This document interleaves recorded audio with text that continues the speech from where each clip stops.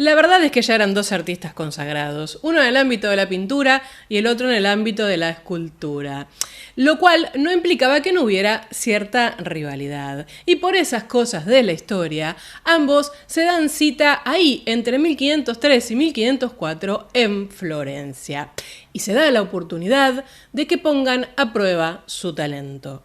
¿Fue mejor Leonardo? ¿Fue mejor Miguel Ángel? ¿Y quién es el tercero en discordia que aparece por ahí? Les doy la bienvenida un viernes, hoy, miren, súper viernes, porque vamos a agarrar la máquina del tiempo y nos vamos a ir de viaje a Florencia, ahí, circa 1504, para ser testigos de algo único, uniquísimo, y es que los grandes maestros del Renacimiento, de alguna manera, pintaron batallas. ¿Cuál metáfora de una propia batalla? Lo cierto es que la propuesta de hoy pasa por recuperar un episodio histórico, cultural, artístico muy atractivo que involucra, bueno, a estos grandes genios, ¿no? A Leonardo da Vinci por un lado, el mayor, y a Miguel Ángel Buonarroti por el otro, el joven que ya estaba despuntando. Este episodio no se da en cualquier lugar, se da en Florencia además, ¿no? Esa cuna del Renacimiento, que es verdad que para este momento ya venía bastante alicaída por todo lo que había pasado. Expulsión de los Medici, Savonarola. Bueno, ahora estamos en el momento de la República. Y arriban a esta ciudad por diferentes motivos. Leonardo, que venía de Milán, y Miguel Ángel, ¿no? Que andaba pululando por Roma, vuelve a Florencia y sus idas y vueltas. ¿Qué les propongo hoy? Un acto de equilibrio, honestamente, para que lo podamos disfrutar. No me interesa tanto marcar esta idea de la rivalidad entre ambos artistas, aunque sí que la hubo, vamos a tener bastante fuente directa, sino tratar de recuperar qué tenían en común, qué los diferenciaba, para con todo eso entrar a disfrutar su manera de aplicar el diseño, ¿no? Su manera de encarar el dibujo y la composición. Todo esto además tiene un condimento fantástico porque vamos a ver, ¿no? Que estuvieron trabajando frente a frente o espalda con espalda, ¿va? Algo que abrió leyendas, mitos, incluso investigaciones que duran hasta el día de hoy. Esto también nos va a permitir meternos un poquito en la técnica que usaba cada uno y sus consecuencias. Miren, si hoy no nos damos un gustazo, no sé ya cuándo. Y no me quiero olvidar que esto no queda solamente en dos personajes, sino que va a aparecer un tercero, el más jovencito, el más pequeñín, el futuro destaque. Entonces, cuando pensamos un poco en la personalidad de Leonardo y lo que sabemos de su vida, así como la personalidad de Miguel Ángel y lo que sabemos de su vida, creo que es bastante fácil ponernos de acuerdo en que eran personas con una sensibilidad muy especial, lo cual derivó en un carácter muy distinto en cada uno, por supuesto. Leonardo, tan alegre, tan carismático, tan simpático, él hablando con todo el mundo y haciendo amistades. Y Miguel Ángel, ¿no? Un solitario, un poquito más tosco, que siempre tenía algún que otro problemita, ¿no? Con los artistas alrededor. Quizás no por quererlo, sino porque era su personalidad, prácticamente no tenía filtros, ¿no? Tenía una cosa social un poquito más apática. Lo cierto es que ambos fueron solteros empedernidos, no tenemos muchos puntos de información de su vida íntima, de su vida más privada. Sí sabemos que Leonardo fue víctima literal de una denuncia por sodomía en Florencia, lo cual era algo gravísimo, motivo por el cual él se termina yendo de Florencia muy joven. Y que parece que a partir de eso un poco aprendió a ser muy reservado. Se entiende por el afecto y amistad que tuvo con algunos de sus discípulos y demás, que tenía tendencias homosexuales. Pero es cierto que de alguna manera practicó el celibato. De Miguel Ángel, otro tanto, prácticamente no tenemos información de amores en cuanto a mujeres, quiero decir, al igual que Leonardo. Lo cierto es que Miguel Ángel era un tipo súper reservado, pero sí se dejaba expresar, se permitía expresar cuando escribía poesía, y a través de eso sabemos que estuvo muy enamorado de un jovencito, pero que parece que esto anduvo más también por el lado del idilio. De Leonardo sabemos que gustaba de vestir bien, que era elegante, que era afable, que era atractivo, Y de Miguel Ángel tenemos muy poca información acerca de su vestimenta, con lo cual no destacaría para nada. Por cierto, ambos escribían mucho, con objetivos distintos. Leonardo para dejar registro de todo lo que iba pensando, estudiando, casi registro científico, ¿no? De las ideas que se le ocurrían. Y Miguel Ángel no, por otro lado, se dedicó a la literatura, escribía poemas, ya lo mencioné, de muy interesante calidad. De hecho, están disponibles seguramente en la web y los pueden leer. Por supuesto, ambos recurrieron a la ciencia, en este caso me refiero a la anatomía, nuevamente también por objetivos distintos. Leonardo hacía disecciones y demás porque quería conocer el funcionamiento del cuerpo humano, quería saber cuál era la chispa de la vida prácticamente. Y Miguel Ángel lo hacía para poder entender cómo encastraba esto de los músculos y los huesos para poder llevar una cierta perfección anatómica a sus obras. Para Leonardo, el arte, la pintura, era una de sus tantas inquietudes. Para Miguel Ángel, el arte fue su vida. Lo cierto es que ambos se sirvieron del dibujo, y a eso viene la historia de hoy. Pues como ya dije, coincidieron en Florencia a inicios del siglo XVI. Momento en el que ambos estaban en lo más alto de su carrera. Leonardo venía precedido por su fama, ¿no? Había pintado La Última Cena en Milán. Y Miguel Ángel, ahí trabajando en Florencia, acababa de inaugurar su David, su gran obra, con ese único bloque que solo él pudo encarar. Ninguna duda, la presencia de estos dos colosos en Florencia implicó para ellos cierta inquietud, cierta idea de medirse. No dejaba de haber un espíritu bastante competitivo, no deja de haber un espíritu bastante competitivo en el mundo del arte. Y por otro lado, me imagino yo, ¿no? Los ámbitos intelectuales, los ámbitos humanistas, querían ver qué resultaba de todo esto. A ver, vamos a las fuentes. Los dos siempre fueron tipos muy correctos, Miguel Ángel y Leonardo.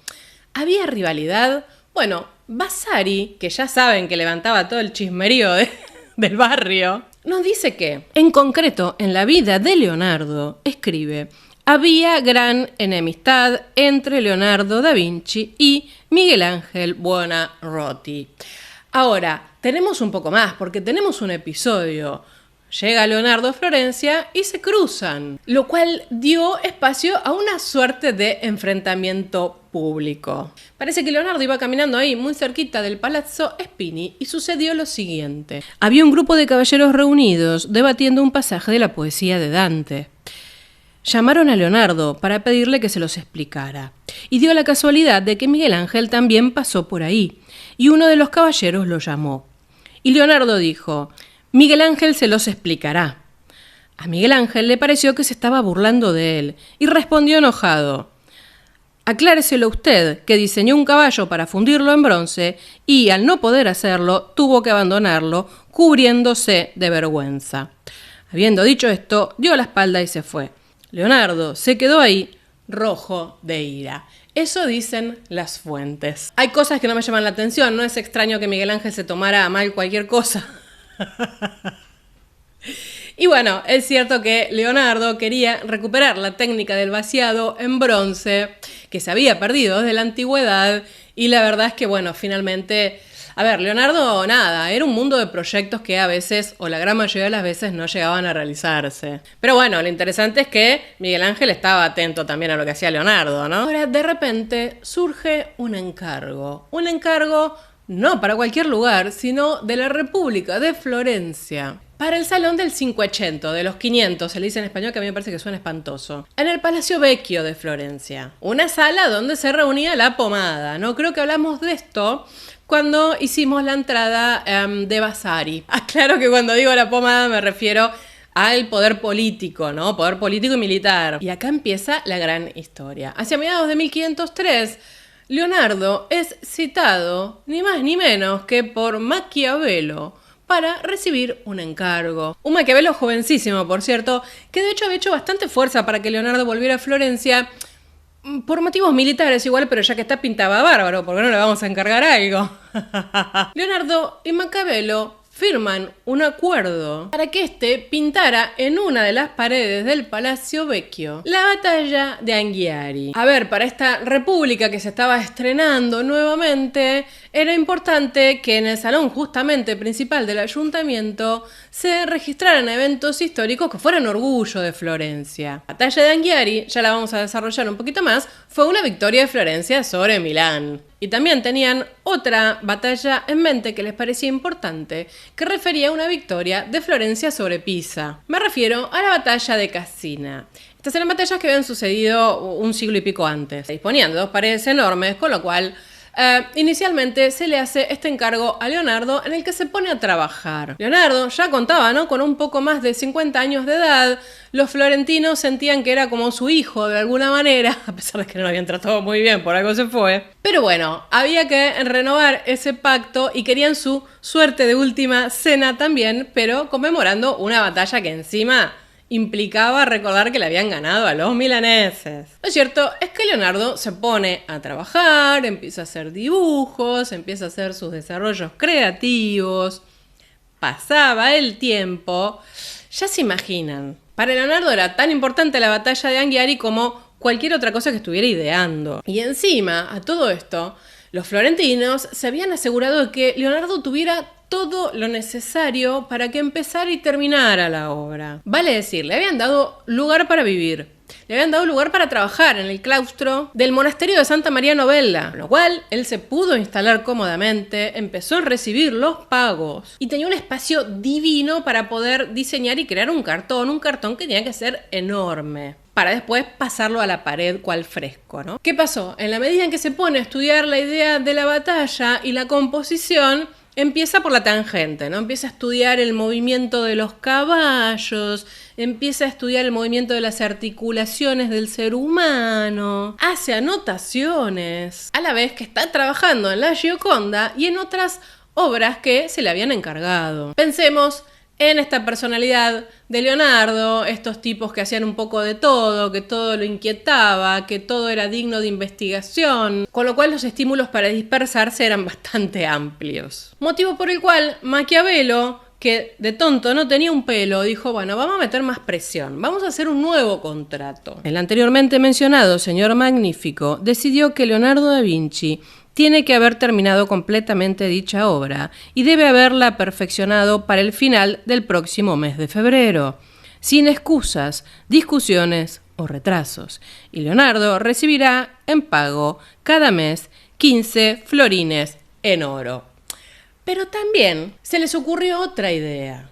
Y acá es donde entra nuestro segundo protagonista. Hola, ¿qué tal? Bienvenido Miguel Ángel. En el momento en el que se firman estos contratos con Leonardo, estamos inaugurando el David, que viene ahí de a poquito, cual coloso, a sentarse, ¿no?, enfrente del Palacio Vecchio. Miguel Ángel, con 23 años, relativamente jovencito, haciendo esta gran obra, sentía que era el rey de Florencia. Piense que él no había llegado a tener contacto con Leonardo, porque Leonardo se fue de Florencia cuando Miguel Ángel era un niño. Y les voy a citar una obra que hace justamente referencia a esta relación y a la vuelta, ¿no?, de Leonardo a Florencia. Fue toda una conmoción para Miguel Ángel. La gran mayoría de las primeras biografías los describían como enemigos. ¿Qué pasa a partir de la lentitud de Leonardo y de el éxito de Miguel Ángel? Que bueno, lo que decide el ayuntamiento es sentarse también a charlar con Miguel Ángel y encargarle la otra batalla, la que iba a ir en la pared de enfrente. Les pareció que esto de alguna manera iba a generar competencia, que se iban a poner las pilas y que iban a tener resultados magníficos en su amado Salón del Cinquecento. Con lo cual tenemos en una pared a Leonardo con la batalla de Anghiari y a Miguel Ángel en la otra pared con la batalla de Cassina. Leonardo, pared derecha, Miguel Ángel, pared izquierda. Para hacer dos tremendos frescos de 7 metros de alto por 17 de largo. Nuestro querido confaloniero Piero Soderini dijo, yo voy a pasar a la historia, voy a ser el que puse a laburar juntos a Leonardo y a Miguel Ángel. Éxito garantizado en una cultura súper competitiva donde ya había habido algunos cruces públicos entre Leonardo y Miguel Ángel, donde los dos se sentían un destaque y todo el tiempo querían demostrarlo. Sin duda, de todo esto tenía que salir algo bueno. Miguel Ángel se pone a trabajar en su cartón y abrimos la pantalla a la mitad y nos vamos a ver el trabajo de Leonardo. Batalla de Anghiari sucedió en 1440 y Leonardo, en sus registros y en sus estudios, escribió lo siguiente. Quería evocar el humo de la artillería mezclado con el polvo que levantaban los caballos y los soldados. Hacer palidecer a los vencidos y golpeados, escribió, con las cejas levantadas y fruncidas y la piel sobre sus cejas, arrugada por el dolor. Leonardo quería presentar dramatismo y empieza a trabajar justamente en expresiones faciales, como vamos a ir viendo dibujos que les voy a estar pasando por aquí, en movimientos dramáticos. Aparecen, ¿no?, los estudios a caballo, los estudios a pie. Miren el foco en las expresiones faciales. Luego, todos los estudios de las patas de los caballos, de las partes traseras, ideas generales de qué era lo que tenía que pasar ahí. Y algunas notas que son fantásticas, ¿no? Vemos lo que quería poner, recuerden que él escribía espejado, y además, bueno, mediciones astronómicas, toda una mezcla geométrica muy interesante para llegar a la posición correcta y al diseño correcto de la cabeza de un caballo, por ejemplo. Y justamente esta cierta variedad que han quedado dibujos preparatorios son muy, muy atractivos, primero para entender el proceso creativo de Leonardo, proceso que vamos a hacer luego con Miguel Ángel, para ver cómo él trazaba sus líneas, para ver qué era lo que quería expresar de esta batalla, y así arribar al menos a una parte de lo que tenemos como composición, que es este famoso detalle de la lucha por el estandarte. Leonardo dibujó un gran cartón justamente en Santa María Novella, donde estaba instalado, en donde se representaba una escena de la vida de Niccolò Pochinino, un condottiero al servicio del duque Filippo María Visconti de Milán. Lo usa para dibujar una escena de un violento choque de caballos y como la furia de la batalla, ¿no?, peleando por el estandarte en la batalla de Anghiari. Lo que estamos viendo es una copia justamente de la lucha por el estandarte. Y esto es lo que quedó de lo que había preparado Leonardo. Podemos señalarlo como el episodio crucial, en donde, ¿qué estamos viendo acá? Que un joven capitán florentino, Pier Giampaolo Orsini, está a punto de arrancar el estandarte de la mano de Niccolò Pochinino, el condottiero milanés, ¿no? Leonardo se supone que prepara este dibujo con tiza roja, como muchos de los otros que vimos, y llega a trasladarlo a gran escala. ¿Qué es lo que me interesa que nos quedemos de aquí para poder mirar luego lo que viene? Que bueno, el fresco apuntaba a representar a caballeros y a caballos animados, con profundas torsiones, la idea de la sensación de la batalla, personajes que luchan para obtener este estandarte que era el símbolo de la ciudad de Florencia. Y de alguna manera, como él mismo escribió, esto está reflejando la visión que tenía Leonardo de la guerra y del hombre, una visión pesimista. Por eso vemos los gestos como desencajados, vemos la fuerza, ¿no? La fuerza bruta antes que la diplomacia. Y vamos a citar fuentes del momento. Vamos con Vasari. Preparó un cartón en el cual dibujó caballos que combatían por una bandera, cosa muy excelente y de gran maestría, por las admirables consideraciones que tuvo en hacer en esta fuga. En ella se conoce la rabia, el desprecio y la venganza de los hombres, como de los caballos.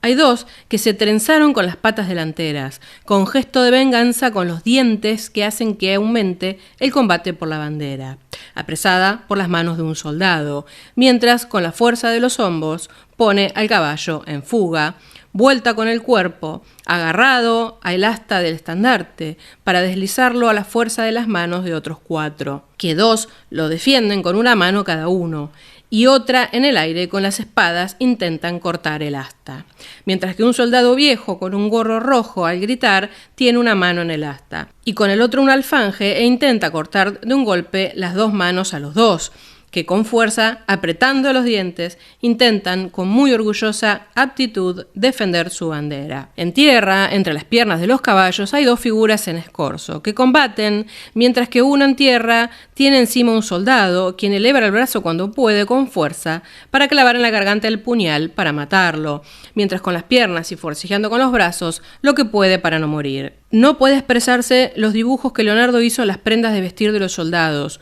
muy variados, igual que las cimeras y los otros adornos. y con la maestría increíble que mostró en las formas y los alineamientos de los caballos, de los cuales Leonardo, nadie mejor que otro maestro, pintó la bravura, los músculos y elegante belleza. La anatomía en escorzo la dibujó junto con la de los hombres y una y otros redujo a la verdadera luz moderna. Larguísima esta descripción de Vasari, compleja, pero creo que también habla de la complejidad de esta escena que estábamos mirando. Es muy interesante esto de Vasari, ¿no? La rabia, la furia y la venganza se perciben tanto en hombres como en caballos. La batalla le permitía a Leonardo un estudio y una oportunidad de expresar muchas y variadas emociones muy potentes. Se entiende que toda esta vitalidad justamente deriva del uso de modelos vivos y justamente la fuerza dramática que podemos ver en esta pieza nos habla del horror, ¿no? de lo brutal de la lucha de los soldados, algo que Leonardo justamente definió como pasia bestialísima, es decir, la locura más bestial. Imagínense el rechazo que le causaba igual todo esto a Leonardo, ¿no? Finalmente, para el verano de 1515, Leonardo estaba en condiciones de llevar su tapiz a la sala del Cinquecento y pasarlo al muro. Pero él anota lo siguiente: 6 de junio, 1505, viernes, a la 13ª obra, empecé a pintar en el palacio. En el preciso momento en el que tomé mi pincel, el clima se deterioró y la campana sonó, llamando a los hombres a deliberar. El bosquejo se rasgó, una jarra de agua se rompió y el agua se regó. Y de repente empezó a llover con fuerza hasta la noche. Una catarata de mal augurio, o sea, se le rompe la jarra de agua y se le derrama sobre el cartón. No obstante lo cual, Leonardo empieza a trabajar. Es más, no hay fuente que nos mencione el superandamio que se había armado, que parece que era tan ingenioso que cuando uno lo apretaba se elevaba y se ampliaba. O se reducía y se bajaba, por supuesto, ¿no? Ahora, ya sabemos que a Leonardo le gustaba experimentar. Y después ya vamos a ver por qué le gustaba experimentar. El caso de la última cena es patente de esto. Él hace una composición, una mezcla para encolar la pared, que con la humedad y con la lluvia que él menciona, se le complica y empieza a chorrear. Lo que él trata de aplicar, y ya la vamos a desarrollar un chiquitín más, es la encáustica.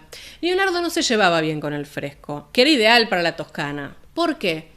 Porque el fresco requería una ejecución rápida. A ver, se pintan por metros, por la giornata, ¿no? Esto lo expliqué cuando hablé de Giotto, se los voy a dejar por acá linkeado. Y hay que pasar rápidamente pintura y todo para que la pintura fragüe, seque con la pared, para decirlo de manera grosera, o sea, con lo que sería el fino, como se le dice aquí. Leonardo no era para eso. Leonardo era un tipo que pensaba, que analizaba, que corregía. Ya sabemos que con la Gioconda estuvo no sé cuántos años, ¿no? Él necesitaba una técnica que le diera más tiempo, con lo cual vivió experimentando otras formas que no fueran la pintura al fresco, al menos para los grandes murales. Y esto lo vamos a desarrollar en unos minutos. Lo que estuvimos viendo son algunos dibujos de Leonardo y después habrán visto que lo que resta, digamos, lo que quedó como la parte central de su mural son dibujos de otros pintores, porque lo cierto es que este mural nunca llegó a pintarse y lo que nos quedan son justamente registros de lo que apenas llegó a esbozarse. Hay muchas copias de esta lucha por el estandarte. La más conocida es una de las que estuvimos viendo, que es la de Rubens, que es una maravilla porque creo que Rubens de alguna manera logra captar la fuerza, la intensidad que quería poner Leonardo, pero Rubens siempre hace su interpretación de todo, ¿no? Con lo cual hay una copia bastante más interesante que está en el Palacio Rucellai, que parece que fue pintada directa de la propia pintura mural que Leonardo llegó a esbozar, porque es prácticamente contemporáneo del trabajo original. Con lo cual sería la copia más fiel que podemos ver del trabajo de Leonardo, que igual como verán tampoco difiere tanto de lo de Rubens, ¿no? Lo que nos queda claro con esto es que obviamente el mural de Leonardo estaba sin terminar, y de hecho el artista, que no sabemos quién es, fue muy fiel, evidentemente, a lo que veía, porque incluso está sin terminar las partes que Leonardo no había hecho. Quizás esto pudo haber sido la fuente de inspiración también de Rubens. Lo que podemos juzgar de todas estas copias y lo que nos queda junto con todos los bocetos de Leonardo es que el tema central era el tumulto de los caballos y los hombres, ¿no? en plena guerra, en llamas, con humo, en 3 episodios, que era un poco lo que habían acordado, y lo que nos queda solamente es una sección de eso. La primera sección mostraba 2 combatientes montados a caballo. El segundo segmento, que era más hexagonal, es lo que estamos viendo, es la batalla por el estandarte. Y finalmente, supuestamente estaría la caballería retratada como mantenida en reserva. Por supuesto, aún así, aunque se hubiese pintado todo, fue mucho menos de lo que Leonardo acordó en el contrato. El contrato exigía que, comenzando desde la izquierda, se mostrara a Nicolò dando órdenes fuertes a sus hombres. El acercamiento milanés en una nube de polvo. San Pedro entonces se aparecería al patriarca líder de las tropas papales que iría al rescate. La lucha por el puente sobre el río Tíber, la llegada de las fuerzas del patriarca para respaldar a los florentinos, el enemigo en retirada, los muertos enterrados, el trofeo erigido, etcétera, etcétera. Es decir, lo que se le pedía a Leonardo era el principio, el desarrollo y el final de toda la batalla. Por supuesto era una demanda enorme, más allá de que la pared fuera grande, con lo cual evidentemente Leonardo quiso simplificar. Con lo cual, en lo que nos queda al principio tenemos a la izquierda a los soldados milaneses, se supone que el que está de espalda en alto es Piccinino, y luego del otro lado los florentinos cargando. Pero bueno, San Pedro no está en ningún lado. A la distancia se llega a ver un pueblo con tiendas de campaña, que sería el telón de fondo de la batalla, de donde están luchando. Y en general lo que nos transmite todo esto es la tensión, la agresión y demás entre las tropas. Lo loco de todo esto es que de todas las copias que se hicieron de la batalla de Anghiari, de Leonardo, difieren en gran mayoría. Hay cosas parecidas y luego son interpretaciones, ¿no? Lo que cada artista quiso rescatar de eso. Por ejemplo, está esta Tábola Doria, que se cree que también fue pintada en el mismo momento en que Leonardo estaba trabajando. De hecho, vean ustedes cómo está sin terminar. Que esto es una historia bastante rara. Hoy por hoy se exhibe en parte en Tokio y parte en Italia. Pero volvamos a nuestra historia. Sin duda, habíamos quedado en que el fresco no era lo mejor para Leonardo. El fresco era una técnica bastante más interesante para Miguel Ángel, a pesar de que a Miguel Ángel no le gustaba pintar. Ojo, cuidado con este dato, ya sabemos toda la historia de la Sixtina, ¿no? O sea, a él le gustaba la escultura. Más allá de todo esto, sabemos que es una técnica que Miguel Ángel termina frecuentando, con lo cual sabía manejar la pintura al fresco, más allá de que tuvo sus idas y vueltas, por ejemplo, en Roma. Miguel Ángel empieza también a trabajar a su vez en su cartón para la batalla de Cassina, que fue una batalla, como dije, en donde Florencia vence a Pisa. En este momento en el que se le encarga esta obra, seguían las refriegas con Pisa, y fue algo que sucedió en 1364. Ahora, como ya vamos a empezar a ver en estos trabajos preparatorios, Miguel Ángel era genial también, ¿no? Digámoslo entre nosotros. No elige el motivo de la lucha sangrienta y los florentinos y los pisanos masacrándose. Se supone que en esta guerra participaron Galeotto Malatesta, el comandante de los florentinos, y en el caso de los pisanos, su contrincante era Giovanni Acuto. Los soldados florentinos, el 28 de julio de 1364, estaban sofocados de calor, pleno calor en la Toscana. Entonces se van al río Arno a darse un bañito, a refrescarse. Y fueron sorprendidos por los pisanos. Se supone que Mano Donati, que era un comisionado de Florencia, consigue dar la alarma, llega a alertar medio a los gritos desesperado, y los florentinos, así como están, desnudos, salen del río y se enfrentan con los pisanos. Hay otras versiones del relato en donde los florentinos reciben una falsa alarma, etcétera, etcétera. Lo cierto es que Miguel Ángel elige el momento previo a que los florentinos sean sorprendidos. Es ese instante en el que se están avivando, ¿no? Les está llegando la alarma. Es raro como tema. Pero el despliegue de cuerpos masculinos, pura anatomía es esto. Es interesante porque además de ver los estudios de Miguel Ángel, que son una maravilla, de parte podemos ir comparando los trazos, ¿no? Entre Miguel Ángel y Leonardo. Vean que todos los focos de sus estudios no tienen que ver ni con la agresión, ni con la batalla, no hay caballo, no hay nada de eso, son hombres, muchos hombres, mucha anatomía, entremezclados, revueltos, tratando de prepararse porque fueron sorprendidos, y no mucho más que eso, es un despliegue, es un friso, honestamente, de musculatura y de anatomía desde todos los lados, detrás, de perfil, de frente, en escorzo. Incluso me voy a dedicar un segundo a esta obra, que son los trepadores. se conoce así en realidad, ¿no? Que son las 3 figuras de la batalla de Cassina que vimos de Miguel Ángel, un grabado de Marco Antonio Raimondi de 1510, en donde vemos, ¿no?, el foco de Miguel Ángel, estos tipos que están tratando de salir del río, uno señala, incluso es muy lindo porque Raimondi acá le puso un fondo de un grabado de un artista holandés, ¿no?, de Lucas van Leyden.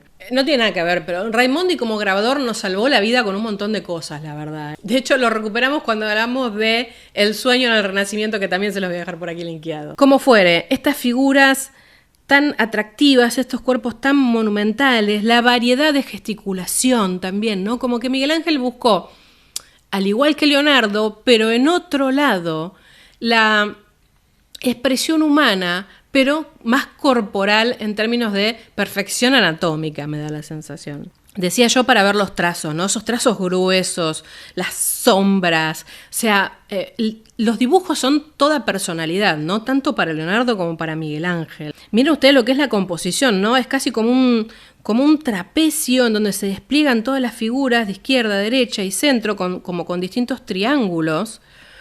Y la actividad, ¿no? La ráfaga de actividad. También hay energía, también hay movimiento, pero desde otro lugar. No hay una figura que destaque, son o todas figuras principales o todas figuras secundarias, sino que el foco está en otro lado. Sabemos que para el 3 de octubre de 1504 los 2 tapices ya se habían visionado. Ahora, como ustedes verán, también estuvimos viendo copias en el caso de lo que supuestamente iba a ser la batalla de Cassina de Miguel Ángel. ¿Por qué? Porque nunca la pintó. En ese momento es llamado por el Papa Julio II para obviamente encarar obras que tenían que ver con la escultura y se va. Lo interesante de todo esto es que durante el proceso creativo y durante la preparación de los cartones que fueron exhibidos, aparece un jovencito por ahí por Florencia, que había ido a ver qué podía aprender y a ver si podía tener suerte. Pasa que se encuentra con 2 popes, ¿no? Un tal Rafael Sanzio. Parece que Rafael iba y escudriñaba lo que hacían los 2 maestros y quedaba fascinado porque creo que los admiraba a los 2 inevitablemente. En ese momento Rafael tenía 21 años, llega a Florencia en 1504, ya como un maestro hecho y derecho, ¿no? Ya en 1501 se lo consideraba a Rafael como un gran maestro. Pero en ese momento él emprende como una vida más nómada y todo esto lo termina llevando a Florencia, en donde no encuentra oportunidades para él porque miren los monstruos que había, pero bueno, tiene la oportunidad de hablar, de hacer cierta amistad con Leonardo y tiene la oportunidad también de conocer a Miguel Ángel, a quien después espiaría también en el Vaticano. Parece que hubo como una cierta disputa, entre comillas, por a ver quién se hacía amigo de Rafael, ¿no? Leonardo o Miguel Ángel. Lo cierto es que me parece que Rafael supo tomar lo mejor de los 2. Y así como mantuvo cierta, amistad con Leonardo, también fue uno de los que parece que ayudó a Raimondi a hacer los grabados para registrar lo que había llegado a ser Miguel Ángel en el cartón. Creo que de ambos aprendió técnicas que usaría para él mismo, ¿no? Para incorporar a su propio desarrollo más adelante. Sabemos que obviamente Rafael tenía una cierta amistad con Leonardo porque bueno, ¿no? En la escuela de Atenas lo manejea. Pero no creo que tampoco se sintiera muy lejos de Miguel Ángel en algún punto. Vamos con el resultado. A ver, ¿qué sabemos de estas 2 batallas que no llegaron a pasarse al mural? Para 1506, tanto Leonardo como Miguel Ángel habían abandonado su trabajo. Miguel Ángel se va para Roma, desaparece. Y Leonardo, entre otras cosas, parece que se cansó de luchar contra su propia técnica. De ambos frescos, lo que sí se conservaron y quedaron exhibidos fueron los cartones, con lo cual ese es el motivo de que tengamos tantas copias. Ahora, como Leonardo fue el que supuestamente empezó a pintar, acá tenemos todo un desarrollo bastante jugoso. ¿Qué es lo que pasó con Leonardo? Leonardo había ideado una técnica a base de aceite o de sustancia grasa, si se quiere, que en realidad no es que la ideó, ¿no? La retomó de Plinio. Es la técnica de la encáustica. A ver, la encáustica requiere que una vez que se aplique todo, se dé un calor muy fuerte para que eso quede sellado. Es decir, se pintaba sobre la pared y se tenía que aplicar calor para que quede todo unido. Él había hecho una prueba en su taller, a escala por supuesto, donde puso un hornillo con calor, se secó, quedó divino. De hecho, a ver, vamos, hoy por hoy se conservan murales con encáustica, creo que esto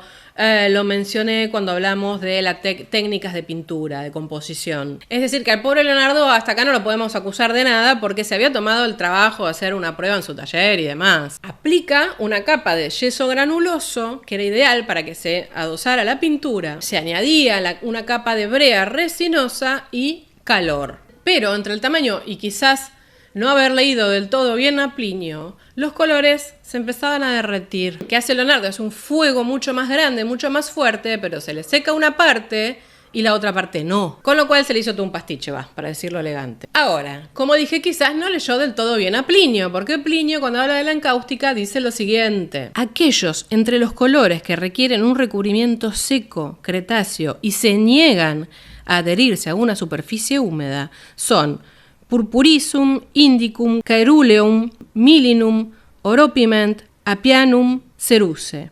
La cera también se tiñe con todas estas sustancias colorantes para pintura encáustica, proceso que no admite ser aplicado en paredes. Lo que podemos decir es que Leonardo entre 1503 y 1506 trató de hacer el mural y finalmente quedó ahí. Lo cierto es que el acuerdo decía que si él no cumplía con lo que tenía que hacer, tenía que devolver todos los pagos. A pesar de no haber logrado el objetivo, aún así él recibió todos los pagos, no tuvo que devolver nada. Lo único sí fue una nota que decía lo siguiente. En esta carta, que fue enviada por Soderini a Charles de Amboise, dice: Da Vinci no se ha comportado con la República como debería, porque aceptó una gran suma de dinero y apenas ha comenzado la gran obra que debía ejecutar. Aún así, y estando los dos cartones dispuestos en el salón, este lugar se convirtió en ámbito de peregrinación. No había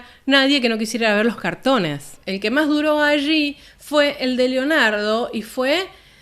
nada, parece que era espectacular. De alguna manera, estos dos grandes maestros hicieron escuela a través al menos de sus dibujos y de sus propuestas creativas, ¿no? Respecto de Miguel Ángel, que sabemos que fue llamado por Julio II y también sabemos que Julio II tenía pocas pulgas, hay especialistas que creen que él había empezado a pintar el mural, no hay registro, pero en general se acuerda que solamente llegó a hacer el cartón. Cartón, además, que tristemente entre 1511 y 1512 fue destrozado. Y acá otra de las leyendas que se dio en ese momento, ¿no? Lo cierto es que en 1511 el ayuntamiento decide redecorar el salón y parece que una suerte de enemigo receloso de Miguel Ángel destruye el cartón. Se cuenta que Baggio Bandinelli, un supuestamente enemigo acérrimo de Miguel Ángel, cortó el cartón porque tenía que remodelar la sala durante una visita del Papa León X a justamente Florencia. Otros simplemente lo que registran es que el cartón se troceó y esas partes fueron a parar a distintos lugares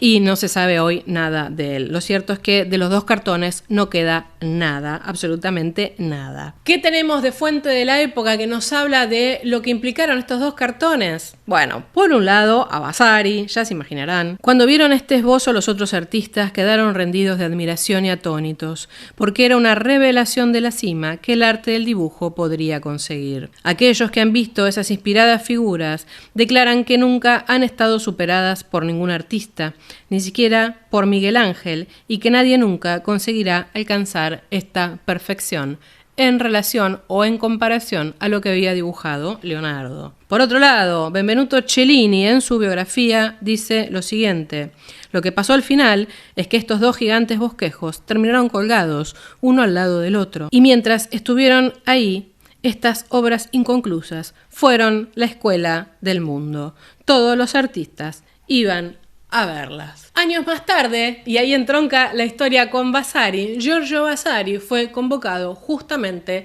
para remodelar y decorar finalmente el Salón de los 500. Y ahí se abre también toda otra leyenda, porque Vasari, que hizo el trabajo que les voy a dejar por acá linkeados, porque ya hablamos de él en su rol de un poco arquitecto y también un poco pintor, no solo admiraba a Miguel Ángel, sino que tenía un gran respeto por Leonardo. Entonces hay toda una teoría que cree que Vasari no pasó por arriba lo poco que había llegado a hacer Leonardo, sino que le puso una pared adelante para pintar sobre esa pared y resguardar lo que había quedado de los intentos de Leonardo. A ver, durante mucho tiempo se pensó que nada, Vasari había pintado arriba y punto, no hay nada más, pero lo cierto es que hay un investigador que desde 1970 y pico viene con la teoría de que Vasari lo había resguardado de alguna manera y que se podía buscar. Se hicieron pruebas ultrasónicas, etcétera, etcétera, en el 70 y pico, no se encontró nada, se mejoró la tecnología y parece que pasó algo, que apareció algo. Estoy hablando del famoso caso de Mauricio Serafini, quien sostiene que Vasari era un gran admirador de Leonardo y no tenía ningún motivo para destruir, dañar o quitar la pintura de Leonardo. Tal vez vio que tenía una oportunidad y la salvó. Ya se había tomado la molestia, dice él, de preservar otra obra maestra que era un fresco de Masaccio, que lo había dejado en un estrecho vacío en la iglesia de Santa María Novella en Florencia. Con lo cual para él era bastante viable.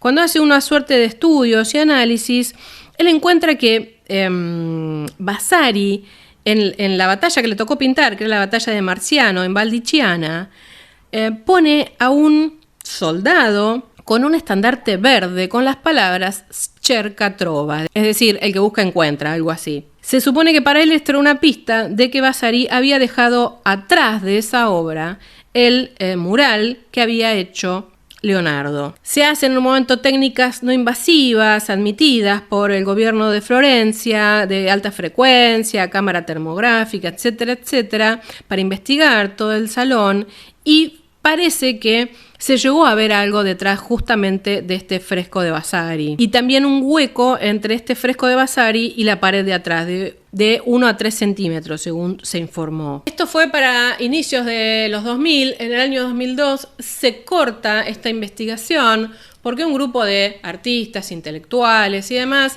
les parecía que por una pista que no se sabe si realmente es real, porque no hay documentación, se podía poner en riesgo el mural de Vasari, se podía llegar a invadirlo, a romperlo, y no tenía sentido. Entre idas y vueltas, en el 2007 se le vuelve a permitir retomar las investigaciones, y ahí parece que visualizan algo más, toman unas muestras de lo que había detrás de ese hueco de la obra de Vasari, y dicen que sacan pigmentos de color, uno negro que es el mismo que se usó en la Mona Lisa, etcétera, etcétera. Esto sigue más o menos hasta el 2012, confirmando que sí, que no, que hay una cámara, que sí, que es pigmento, que no es pigmento. Y la intención, ¿no?, de este investigador de ver si realmente se podía recuperar el mural de Leonardo, lo que quedaba de él. Hasta ahí más o menos llega la historia. Ahora en el 2020, escándalo, ¿no? Se ponen de acuerdo una serie de investigadores y expertos y dicen: Leonardo nunca llegó a pintar nada, ni siquiera lo intentó. Ese color negro Mona Lisa no existe, es pedazo de piedra, es pedazo de roca. La batalla de Anghiari, al igual que la batalla de Cassina, ni siquiera fueron pasadas a la pared. ¿Cómo se explica entonces que los cartones estuvieran expuestos? Bueno, lo que dicen es, el gobierno de Florencia obviamente les había pagado los dos, con lo cual tenía derecho sobre esos dibujos, lo expusieron y hubo distintos pintores que fueron e hicieron las copias y nada más. Pero nunca trataron de pasarse a la pared. ¿Continuará? Parece honestamente casi de locos asumir que por un lado se encontraron tintes y un espacio vacío y por otro lado que directamente ni siquiera nunca se pasaron. Hasta que no aparezca algún documento en firme, obviamente todo esto es parte del mito y parte de la leyenda. Con lo cual, ya para acercarnos hacia el cierre, ¿qué les puedo decir? No hay remate.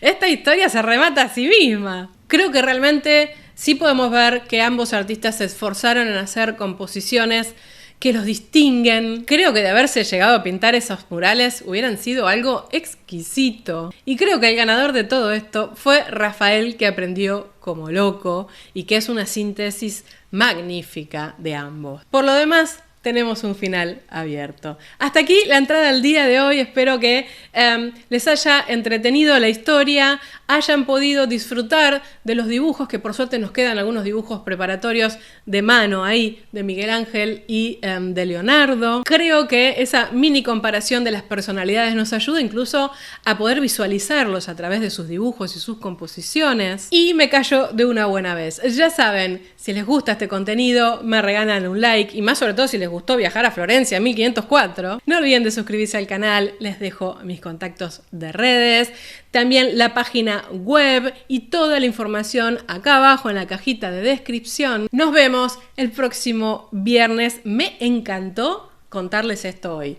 así se los digo. Adiós.